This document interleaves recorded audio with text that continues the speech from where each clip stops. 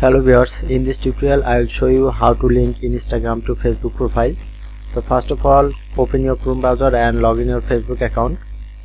Now I am showing an easy method, so follow my process.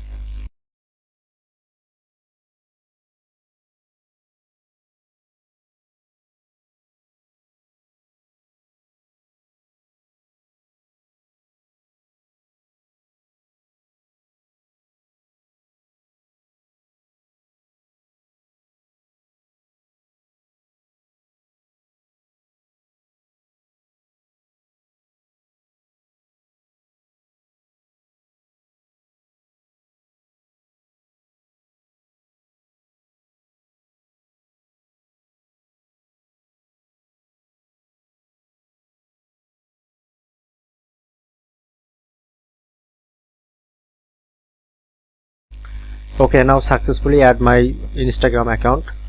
If in this video helpful, please hit the subscribe button and thank you for watching.